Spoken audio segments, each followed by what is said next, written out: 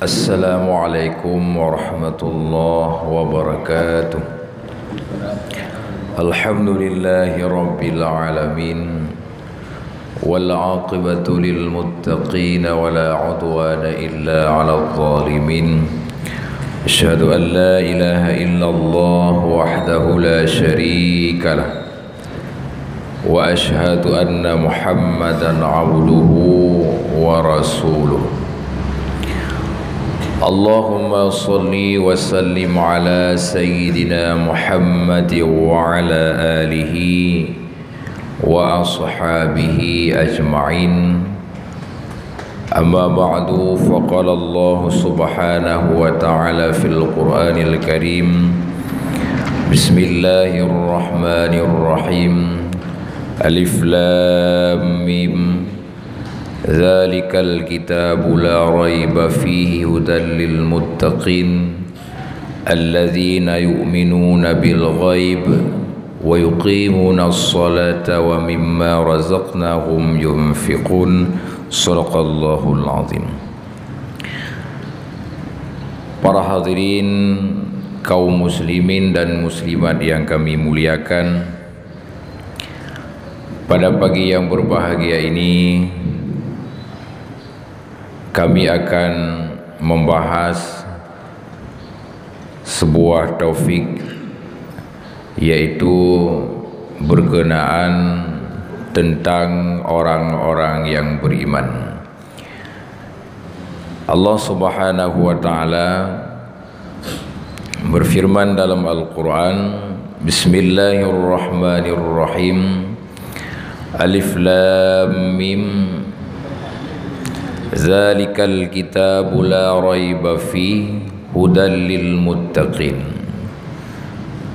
Alif lam mim, hanya Allah yang mengetahui apa makna daripada alif lam mim tersebut.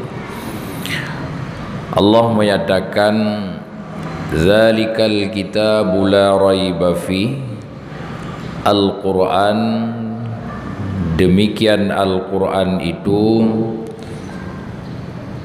tidak ada keraguan di dalamnya sedikit pun. Hudan lil muttaqin, Al-Quran adalah petunjuk bagi orang-orang yang takwa. Allazina yu'minuna bil ghaib, orang-orang yang beriman mereka itu bagi yang gaib. Wa yuqimuna as-salata wa mimma razaqnahum yunfiqun, dan mendirikan oleh mereka itu akan salat dan menginfakkan oleh mereka itu sebahagian daripada harta mereka itu. Para hadirin kaum muslimin sidang jamaah subuh yang dirahmati oleh Allah, Al-Quran merupakan hudan lil muttaqin, petunjuk bagi orang-orang yang takwa. Setiap sesuatu dalam kita melakukan atau menggunakan sesuatu butuh kepada petunjuk. Maka Al-Quran sebagai petunjuk bagi kita orang yang takwa di dalam melaksanakan perintah-perintah Allah dan di dalam menjauhi semua yang dilarang oleh Allah. Namun orang yang bertakwa tersebut yang dijadikan Al-Quran sebagai petunjuk adalah orang takwa yang beriman mereka itu yang pertama sekali dengan yang gaib. Gaib artinya sesuatu yang tidak bisa dilihat oleh mata, yang tidak bisa dirasakan oleh kulit, yang tidak bisa didengarkan oleh telinga, namun yang gaib tersebut hanyalah bisa diyakinkan dengan ilmu. Yakin kepada yang gaib tersebutlah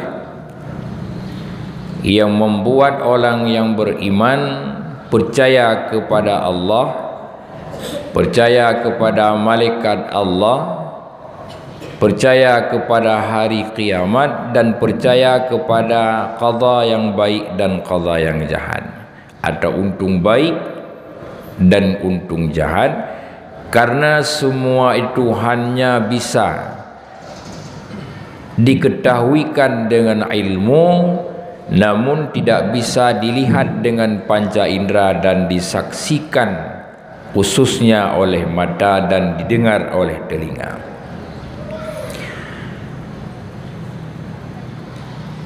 Orang yang mukmin yang percaya kepada rukun iman dan percaya kepada hal-hal yang gaib yang diperintahkan oleh Allah mempunyai ciri-cirinya tertentu.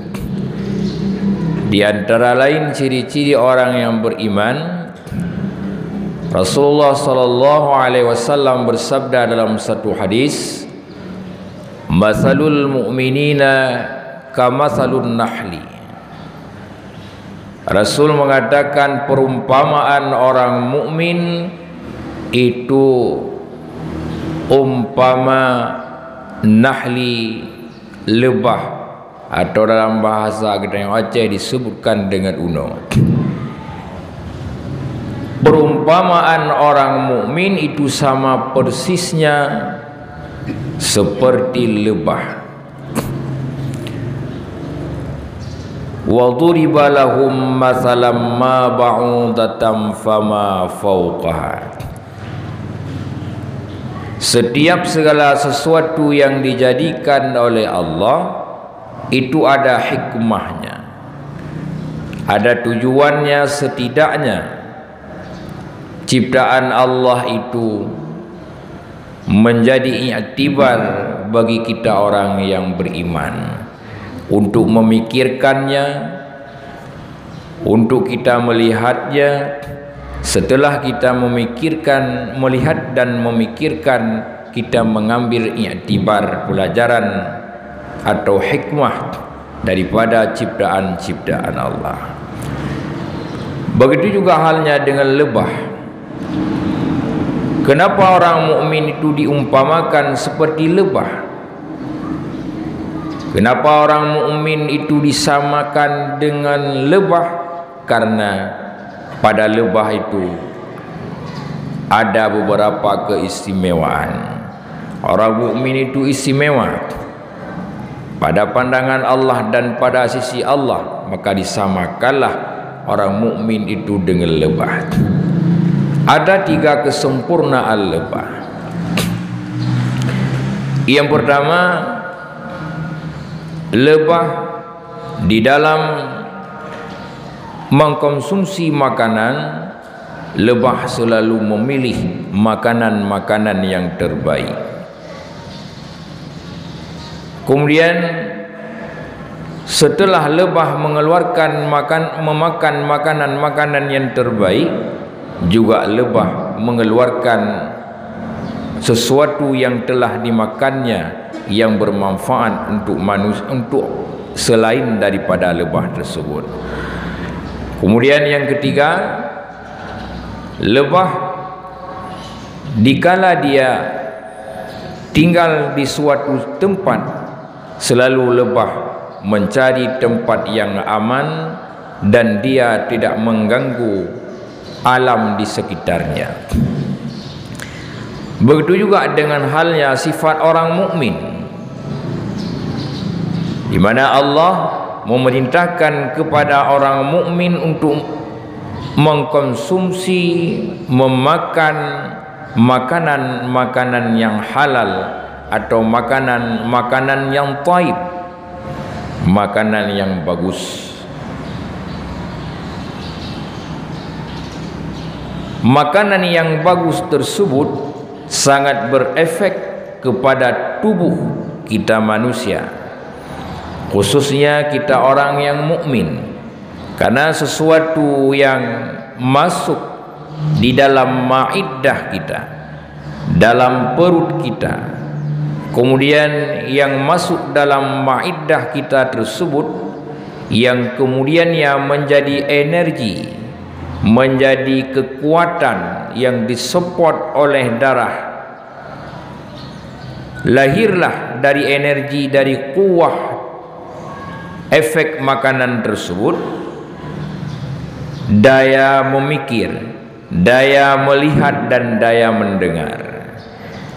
Maka sesuatu yang keluar dari mulut orang mukmin disebabkan makanan-makanan yang terbaik, disebabkan minuman-minuman yang halal, akan keluar juga dari lisan mulut kita orang mukmin nasihat-nasihat yang terbaik, nasihat-nasihat yang mengayomi, akan keluar ilmu-ilmu pengetahuan, akan keluar butiran-butiran hikmah, jauh daripada yang tidak baik.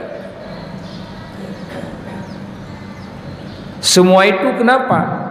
Karena bersumber daripada ilmu pengetahuan. Oleh Rasulullah sallallahu alaihi wasallam dalam satu hadis, beliau mengatakan, "May yuridillahu bihi khairan yufaqihu fiddin."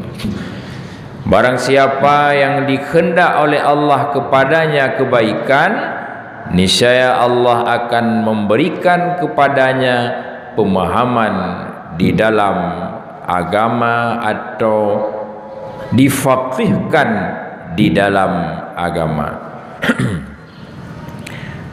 Kebaikan tergantung pemahaman kita terhadap agama. Kebaikan diukur oleh pemahaman terhadap agama, artinya pemahaman terhadap agamalah yang menjadi ukuran. Banyaknya kebaikan yang kita dapatkan atau sedikitnya kebaikan yang kita dapatkan. Pemahaman terhadap agama itu ada dua. Ada yang sifatnya tersembunyi, ada sifatnya yang zahir. Yang zahir, yang nampak adalah yang diketahui oleh orang karena lewat penyampaian, lewat diskusi, lewat penyampaian, lewat pengajian yang disampaikan kepada para jamaah pendengar, yang disampaikan kepada majlis pendengar ilmu pengetahuan.